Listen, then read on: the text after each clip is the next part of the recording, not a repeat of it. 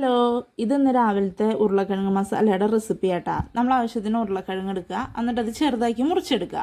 എന്നിട്ട് അതിനകത്തേക്ക് ആവശ്യത്തിന് മഞ്ഞൾപ്പൊടിയും ഉപ്പും ഇട്ടിട്ട് ആവശ്യത്തിന് വെള്ളം ഒഴിച്ച് വേവിക്കുക. ഒരുപാട് വെള്ളം ഒഴിക്കേണ്ട, ആവശ്യത്തിന് വെള്ളം ഒഴിച്ച് വേവിക്കുക. കുക്കറിലിടണ്ട, കുക്കറിലിട്ടാൽ പെട്ടെന്ന് ഇങ്ങനെ കുഴഞ്ഞ പോലെ ആവില്ല, അത് വല്ലാണ്ട് അങ്ങോട്ട് വെന്ത് പോകണ്ട. ഏകദേശം ഒന്ന് വെന്ത പോലെ ആവുക. പെട്ടെന്ന് ആയിക്കോളും, ഇങ്ങനെ വെച്ചാലും കുഴപ്പമൊന്നുമില്ല, പെട്ടെന്ന് ആയിക്കോളും.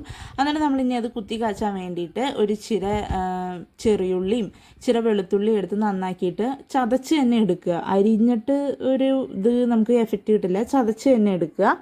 ചതച്ചെടുത്ത് കഴിഞ്ഞിട്ട് പിന്നെ അറിയാലോ കടുക് കാച്ചാൻ. ആദ്യം ചീഞ്ചട്ടി വയ്ക്കുക, എന്നിട്ട് എണ്ണ ഒഴിക്കുക, കടുക് ഇടുക. കടുക് പൊട്ടി കഴിഞ്ഞ് കഴിയുമ്പോൾ ഈ ഉള്ളിയും വെളുത്തുള്ളിയും ചതച്ച് വെച്ചത് അതിനകത്തേക്ക് ഇടുക.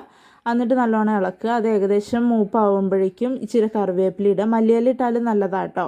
ഇച്ചിരി കറിവേപ്പില ഇടുക. എന്നിട്ട് അത് മൂത്ത് കഴിയുമ്പോൾ അതിനകത്തേക്ക് ആവശ്യത്തിന് മുളക് പൊടിയും പിന്നെ ഗരം മസാലയും ചിക്കൻ മസാല ഇടുക. അതിൻ്റെ ഒരു ഫ്ലേവർ ഒരു വേറെ ആട്ടോ, നല്ല രസമാണ് അത്. അങ്ങനെ ഇടുക. എന്നിട്ട് ഈ ഉരുളക്കിഴങ്ങ് ഇടുക. എന്നിട്ട് അതിൻ്റെ മസാലയും ഈ ഉരുളക്കിഴങ്ങായിട്ട് ഒന്നിങ്ങനെ സെറ്റാവാൻ വേണ്ടിയിട്ട് വെള്ളം ഉരുളക്കിഴങ്ങിൽ ഇല്ല എന്നുണ്ടെങ്കിൽ ഒരു ഇച്ചിരി വെള്ളവും കൂടി ഒഴിക്കുക. എന്നിട്ട് അത് ഇളക്കി കഴിഞ്ഞ് കഴിയുമ്പോൾ നല്ലൊരു ടേസ്റ്റ് വരും. എന്നിട്ട് ഒരു ഇച്ചിരി പഞ്ചസാര ഇട്ട ടേസ്റ്റ് വേറൊരു ലെവലാവും കേട്ടോ, നല്ല രസമാണ്. അങ്ങനെ ചെയ്യാം. അപ്പോൾ നമ്മുടെ ഉരുളക്കിഴങ്ങ് മസാല റെഡിയായി. അപ്പോൾ ഇഷ്ടപ്പെട്ട് കഴിഞ്ഞ് കഴിഞ്ഞാൽ എല്ലാവരും ട്രൈ ചെയ്യണം. പെട്ടെന്ന് ഉണ്ടാക്കണം, വിശക്കുകയാണ് എന്നുള്ളൊരു സിറ്റുവേഷനൊക്കെ വരുമ്പോൾ ഇത് ഉണ്ടാക്കി കഴിഞ്ഞ് കഴിഞ്ഞാൽ അടിപൊളിയാണ്, വേറെ ഒന്നും വേണ്ട നമുക്ക്. അപ്പോൾ ഇഷ്ടപ്പെട്ട ലൈക്ക് ചെയ്യാനും സബ്സ്ക്രൈബ് ചെയ്യാനും മറക്കല്ല.